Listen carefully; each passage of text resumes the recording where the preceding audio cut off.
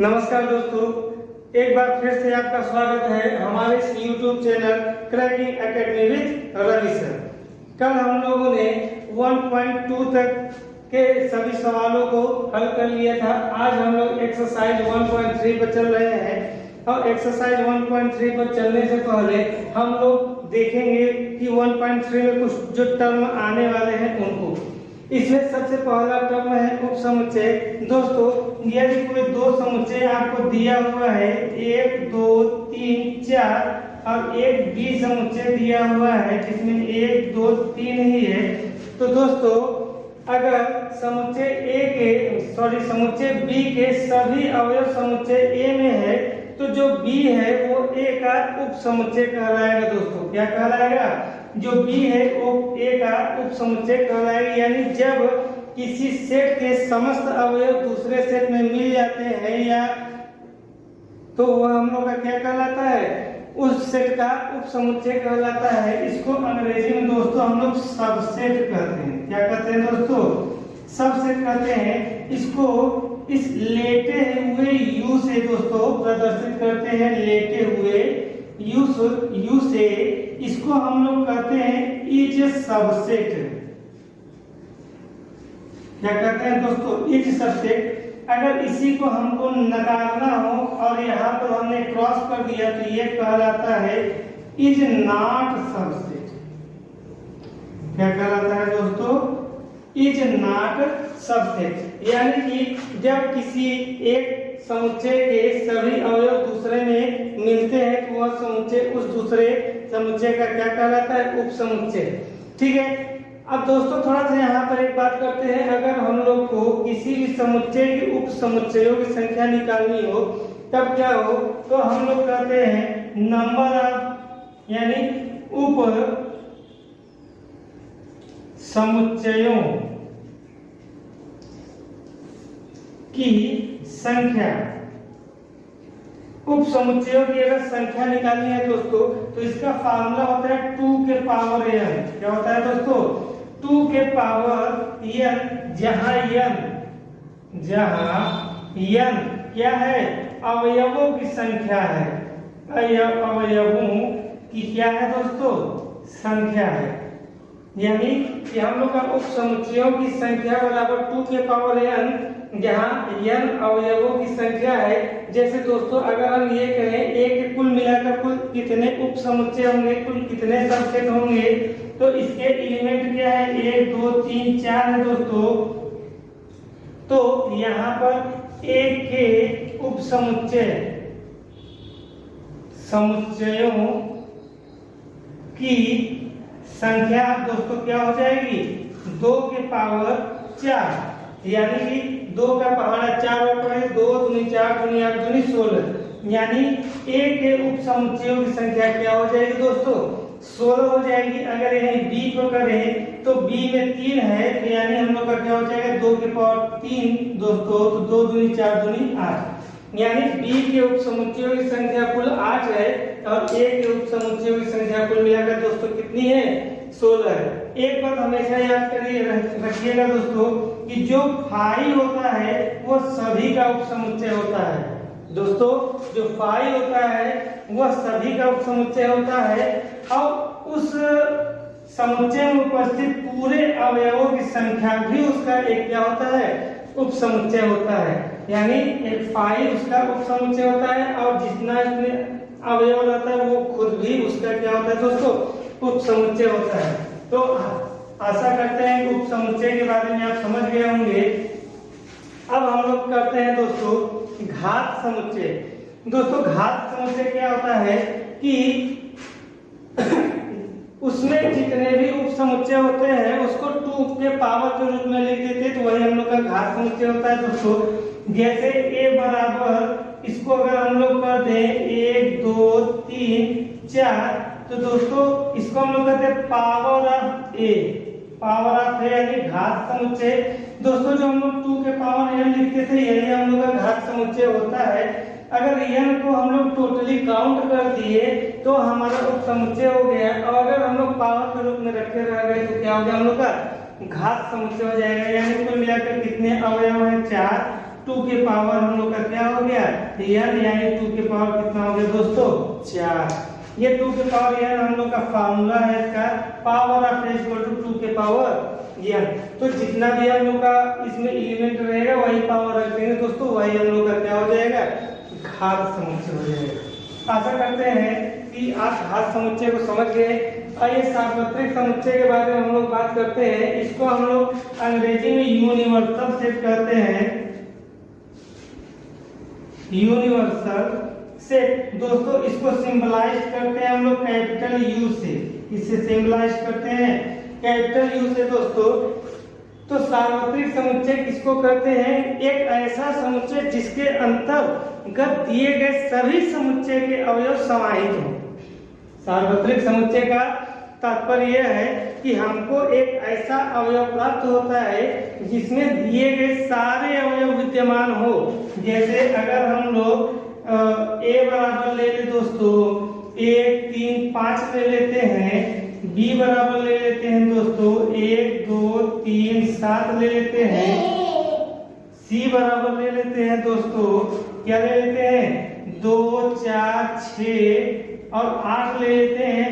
तो ये यहाँ पर अलग अलग सेट दिए हुए, अगर हम लोग को यूनिवर्सल सेट निकालना होगा दोस्तों तो यूनिवर्सल सेट हम लोग का क्या होगा, ये सारे अवयव उसमें होंगे। ये सारे अवयव हमारे यूनिवर्सल सेट में क्या होंगे, यानी 1 भी होगा 2 भी होगा 3 भी होगा 4 भी होगा 5 भी होगा 6 भी होगा 7 भी होगा और क्या होगा 8 होगा। तो यही हम लोग का दोस्तों कहलाता है यूनिवर्सल सेट। आशा करते हैं कि आप इन सभी टर्म को समझ गए होंगे। और आइए अब हम लोग चलते हैं अध्याय पर। अध्याय पर दोस्तों हम लोग चलते हैं और यहाँ पर आपका दिया हुआ है 1.3 एक्सरसाइज में कह रहा है कि यहाँ पर हम लोग को पहला कह रहा है इज सबसेट या इज नॉट सबसेट का यूज करिए दोस्तों। इसका यूज करना है इज सबसेट या इज नॉट सबसेट। जैसे इसका जो फर्स्ट टर्म दिया है दोस्तों, एक सेट दिया हुआ है ये 2 3 4 और डॉट करके दिया है दोस्तों। यहाँ पर 1 है 2 है 3 है 4 है 5 है। तो हमने आपको बताया दोस्तों कि अगर एक सेट के सभी अवयव दूसरे में मिल रहे तो वह सबसेट होगा, यानी कि 3 4 2 3 4 2 3 4 मिल रहे हैं तो हम लोग का ये क्या है सबसेट है। इसका जो सेकंड टर्म है दोस्तों, ये क्या कर रहा है A B C B C D, यहाँ पर है ए बी सी डॉट किया है दोस्तों, ये कर रहा है बी सी डी।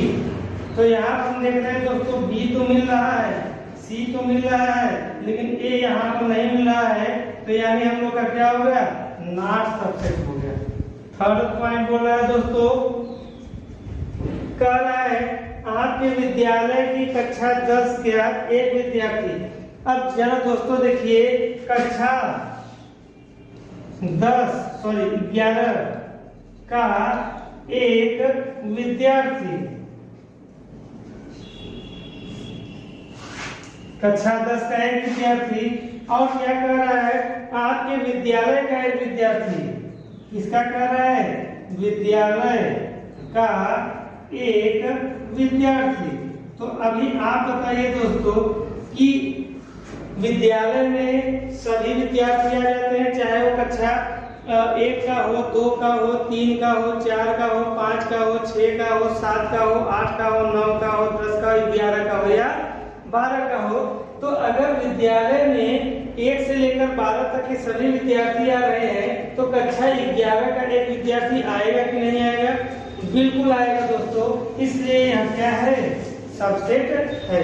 तो इस तरीके से अभी अब हम लोग का और है, इसी में पॉइंट नंबर 4 दिया है दोस्तों, समतल पर स्थित एक वृत्त है। यानी हमारा समतल पर स्थित क्या है एक वृत्त है और कह रहा है एक समान समतल में वृत्त जिसकी त्रिज्या 1 इकाई है। देखिए दोस्तों यहाँ पर बात कर रहा है वृत्त की और यहाँ पर बात कर रहा है 1 इकाई वाले वृत्त की। तो बताइए दोस्तों ये वृत्त की बात कर रहा है, ये 1 इकाई वाले वृत्त की बात कर रहा है, ये लिमिट नहीं कर रहा है बल्कि ये लिमिटेड कर दिया।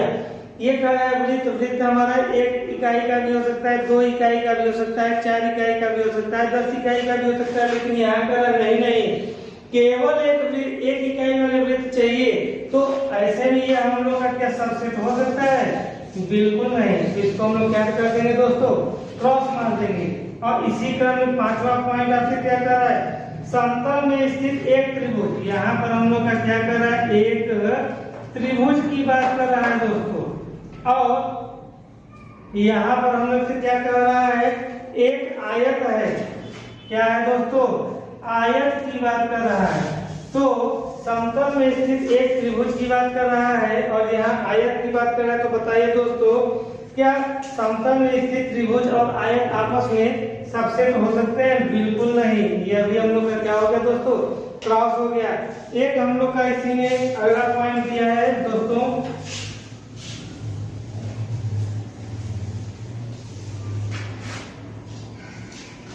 अगला पॉइंट दिया हुआ है 6वां पॉइंट है, कह रहा है एक समबाहु त्रिभुज। कौन सा? समबाहु त्रिभुज है, ठीक है। और यहाँ कह रहा है त्रिभुज, इसकी बात कर रहा है, कह रहा है समतल में स्थित एक त्रिभुज। तो देखिए ये लिमिट है, ये समबाहु त्रिभुज कर रहा है, ये त्रिभुज कर रहा है। ये त्रिभुज कहने का तात्पर्य है दोस्तों कि त्रिभुज समबाहु भी हो सकता है, विषमबाहु भी हो सकता है, समद्विबाहु भी हो सकता है, समकोण भी हो सकता है, विषम कोण भी हो सकता है और अधिक कोण भी हो सकता है, न्यून कोण भी हो सकता है, ठीक है। विषमबाहु होता है, विषम कोण नहीं हो सकता है। यानी ये इसमें न्यून कोण, समकोण, अधिक कोण, समबाहु, विषमबाहु और समद्विबाहु सभी आ गए। और ये समबाहु की बात कर रहा है। तो बताइए ये समबाहु है, ये सभी है, तो ये इसका सबसेट होगा नहीं? तो बिल्कुल दोस्तों होगा। और हम चलते हैं 7वें पॉइंट पर। तो कह रहा है एक समप्राकृत संख्या है। समप्राकृत संख्या का मतलब क्या है दोस्तों? 2, 4, 6 डॉट डॉट डॉट आगे। और ये कह रहा है पूर्णांक। पूर्णांक का मतलब दोस्तों 1, 2, 3, 4 0 से 5, 6, 7 एंड डॉट डॉट डॉट। तो देखिए दोस्तों 2, 4, 6, 2, 4, 6 और आगे आपका आ जाएगा। तो इसका मतलब ये भी इसका क्या है दोस्तों? सबसेट है। तो इस तरीके से आपने प्रश्न नंबर 1 के सभी पॉइंट को बड़े ही आसानी से समझ लिया। अब आइए हम लोग करते हैं प्रश्न नंबर 2 के सभी पॉइंट की बात करते हैं। प्रश्न नंबर 2 में कह रहा है कि कथन देखना एक सत्य है अथवा असत्य है। तो देखिए दोस्तों ये है A, B और ये कह रहा है इज नॉट सबसेट किसका? ये कह रहा है B, C, A। तो बताइए दोस्तों ये सबसेट है इसका कि नहीं? ये A है, यहाँ A है, ये B है, यहाँ B, दोनों सेट इसमें है, लेकिन फिर भी ये कह रहा है नहीं। तो हम लोग कहेंगे क्या है? असत्य है दोस्तों। क्या है ये? असत्य। दूसरा नंबर इसी का कह रहा है दोस्तों कि यहाँ पर है A, E is the subset of किसका? वर्णमाला के स्वर। स्वर का मतलब दोस्तों हो गया इसमें A, E, I, O, U, यही ना होगा दोस्तों।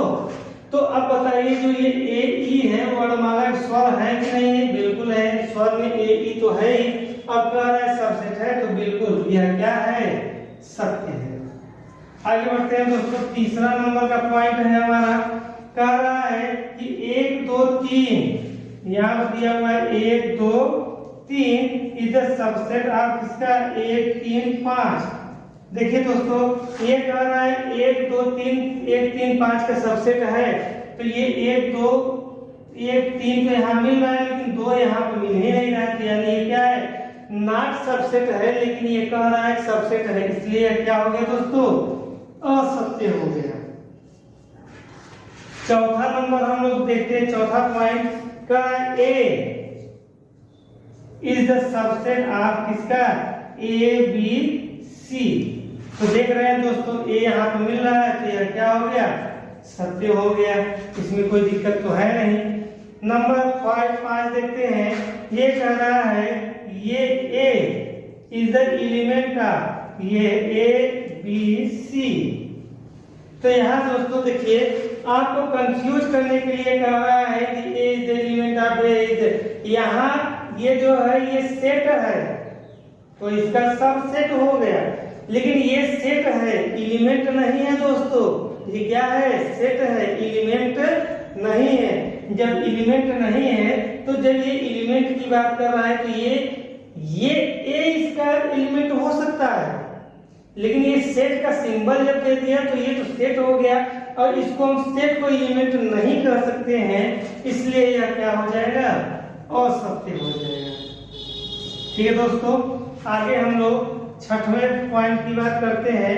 कह रहा है x सच दैट x 6 से कम सम प्राकृतिक संख्या है। 6 से कम सम प्राकृतिक संख्या यानी 2 4 हो गया। ठीक है, और ये कह रहा है कि ये सबसेट है। किसका सबसेट है? एक प्राकृतिक संख्या जो 36 को विभाजित करती है। तो 36 को विभाजित करती है, कौन कौन विभाजित कर रहा है? 2 भी कर सकता है, 3 भी, 4 9 36, 4 भी, 5 तो नहीं करे, 6 4 36, 6 7 8 नहीं करेगा, 9 9 9 36, 9 भी करेगा। ठीक है, 10 नहीं करेगा, 11 नहीं करेगा, 12 12 36 12 करेगा। ठीक, और उसके बाद फिर 13 14 15 16 17 18 करेगा, 18 दूना 36, और उसके बाद खुद अपना 36 आ जाएगा। तो देखिए दोस्तों ये 2 4 यहाँ पर है, इसका मतलब ये इसका सबसेट है। तो यह क्या है दोस्तों? सत्य है। तो इस तरीके से सवाल नंबर 2 के सभी समस्याओं को हम लोगों ने देख लिया, बड़े ही आसानी से हम लोगों ने क्या कर लिया, इसे हल कर लिया। आगे बढ़ते हैं सवाल नंबर किसकी तरफ दोस्तों? 3 की तरफ। 3 में आपका पहला पॉइंट, पहले 3 नंबर सवाल क्या कह रहा है कि मान लीजिए a बराबर, यहाँ देखिए दिया हुआ है, क्या दिया हुआ दोस्तों कि a बराबर एक ब्रैकेट है और उसमें दिया हुआ है 1 2 फिर ब्रैकेट में 3 4 और ये कह रहा है 5। देखिए यहाँ पर देखिए एक एलिमेंट है, 2 भी एलिमेंट है और ये 3 कामा 4 कर्ली ब्रैकेट में भले दिया हुआ, लेकिन ये इस सेट का एलिमेंट ये भी है और ये 5 है। तो पहला कह रहा है कि बताइए ये 3 comma 4 is the subset of A. Subset of A है या नहीं है? तो बताइए, ये हमने अभी बताया ये एक एलिमेंट है, 2 भी एलिमेंट है, ये 3 4 ये ब्रैकेट में पूरा है ना, तो ये भी तो एलिमेंट ही हुआ, ये 5 ये भी क्या हो गया? एलिमेंट हुआ। तो ये एलिमेंट होना चाहिए था, न कि सबसेट। तो ये क्या है दोस्तों? असत्य है, यानी गलत है। सही गलत हमको बताना है दोस्तों। और ये कह रहा है 2 3 4 इज द एलिमेंट ऑफ ए। यहीं पर 3 comma 4 is the element of ए। ये हम लोग का क्या है दोस्तों? सत्य है। जैसा कि हमने बताया ये इसका एलिमेंट है, ना कि सबसेट है। सबसेट करना होगा तो डबल ब्रैकेट हमको लगाना पड़ेगा दोस्तों। अब ये देखिए जैसा कि हम लोगों ने किया 3 कामा 4 ये हुआ, फिर हमने डबल ब्रैकेट लगा दी। अब ये हमारा क्या हो सकता है? इसका सबसेट हो सकता है दोस्तों। ये सत्य है। क्यों सत्य है? क्योंकि ये एलिमेंट है और किसके अंदर है? ब्रैकेट के अंदर है। इस वजह से डबल ब्रैकेट लग गया तो ये सबसेट हो गया। सिंगल ब्रैकेट रहेगा तो क्या? एलिमेंट होगा। सिंगल ब्रैकेट रहेगा तो सबसेट नहीं है। क्यों? क्योंकि ये ऑलरेडी सिंगल ब्रैकेट के साथ में दिया हुआ है। आगे चलते हैं दोस्तों। नंबर 4 पॉइंट है 1 is the element of A. तो यहाँ 1 है, यह सत्य है दोस्तों। पॉइंट नंबर 5 कह रहा है 1 is the element 1 is the subset of A. तो दोस्तों कभी भी सबसेट को हम खुले में नहीं रखते हैं, हमेशा किसमें? कर्ली ब्रैकेट में करते हैं, और ये खुले में है तो ये क्या हो गया? गलत है। और 6वां नंबर इसी का कह रहा है दोस्तों, कह रहा है 1 2 5 कर्ली ब्रैकेट में है 1 2 5 is the subset of A. तो दोस्तों हम लोग देख रहे हैं 1 है 2 है और ये 5 है, ये कर्ली ब्रैकेट के अंदर दिया हुआ है, तो इसका क्या है? सबसेट है दोस्तों। इसी के साथ 7वां नंबर देखते हैं। ये कह रहा है 5 is the element of A. तो दोस्तों फाइव इज द एलिमेंट, यहाँ फाइव हम लोग का सबसेट होता है लेकिन एलिमेंट नहीं होता है। तो फाइव हम लोग का सबसेट होगा, रिक्त समुच्चय कहलाता है, एलिमेंट नहीं होता है। तो ये क्या हो गया दोस्तों, गलत हो गया। और इसी में 8वां पॉइंट है, ये कह रहा है five is the subset of A. तो अभी हमने जस्ट बताया कि जो फाइव होता है वो सबसेट होता है, रिक्त समुच्चय होता है, तो इस सेट हो सकता है, यानी ये है। और हम लोग का इसी के साथ में 9वां नंबर दिया हुआ है दोस्तों, क्या दिया हुआ है, एक लाइन छूट गया दोस्तों, कोई दिक्कत नहीं है, गलती हो गया है, ये यहाँ से ठीक है। उसके बाद हम क्वेश्चन नंबर 8 में यहीं पर गड़बड़ी हो गई है। पहले यहाँ पर हम लोग क्या कर लेते हैं दोस्तों, ये हम लोग का क्वेश्चन नंबर 9 था, ठीक है, और ये हम लोग का कौन सा था दोस्तों, ये 10वां था। ये सत्य है। यहीं पर हम लोग क्वेश्चन नंबर किसकी बात कर लेते हैं, 7 की बात कर लेते हैं। क्या छूटा पापा, ये हम लोग का 7 है, कह रहा है दोस्तों 1 2 5 is the element of A. तो दोस्तों 1 2 5 जो है, देखिए सेट लग गया है जो एलिमेंट नहीं हो सकता है, इसलिए हम लोग का क्या है, गलत है। इसी के साथ ये 8वां पॉइंट है।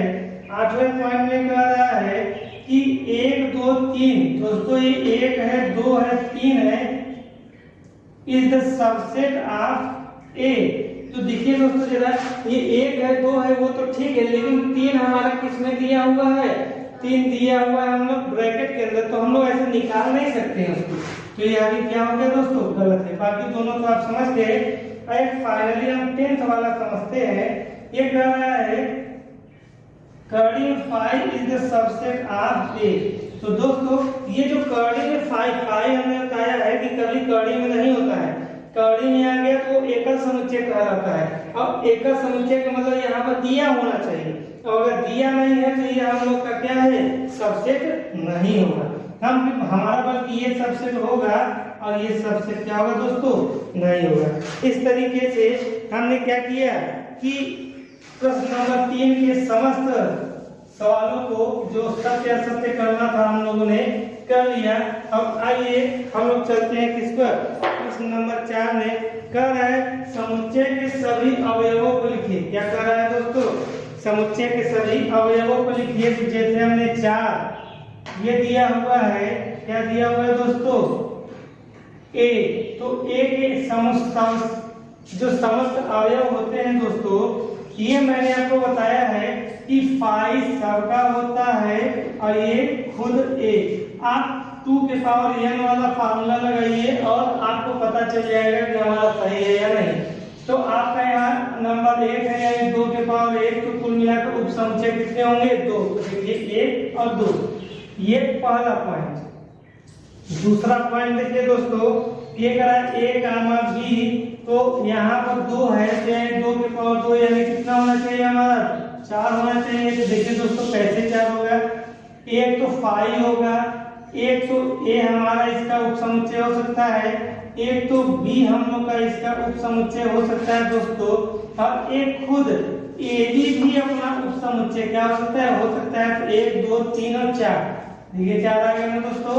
और इसी तरीके से हम लोग जो भी दिया हो दोस्तों, हम लोग बड़े ही आसानी से क्या कर सकते हैं, उप समुच्चय निकाल सकते हैं दोस्तों।